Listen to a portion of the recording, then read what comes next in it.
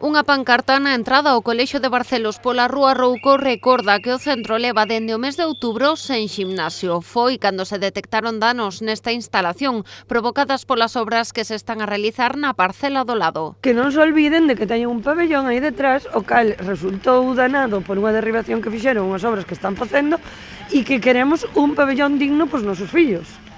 Porque para eso entra dentro do currículum obligatorio da educación.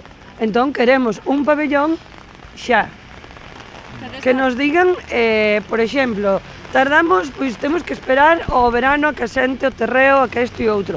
Vale, pero que nos digan fechas. As familias iniciaron hoxe as súas protestas. Reclaman á Xunta de Galicia e ao Concello de Pontevedra que se poñan de acordo e que actúen para desatascar esta situación. Isto por hacer non é de nadie, porque nadie quere arreglar, nadie quere firmar, entón o tema está en que hasta onde non sabemos a empresa quere reparar os danos, pero non temos quen firme ou quen teña que levar isto a cabo.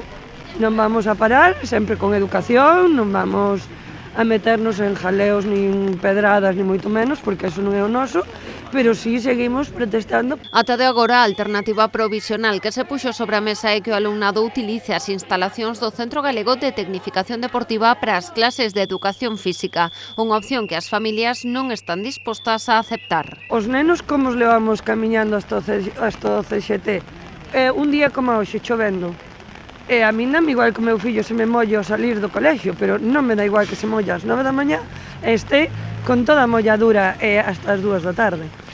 Entón temos o patio de columnas, pero non queremos que se conformen con que teñamos o patio de columnas. Está moi ben para un momento dado, pero que nos interrompe extraescolares, interrúmpenos todo, entón tampouco estamos dando un plan de conciliación para as familias. A intención da comunidade educativa é manter as protestas. De feito, hai novas mobilizacións convocadas para mañá e para os días 15 e 16 de febreiro ás 9 da mañá.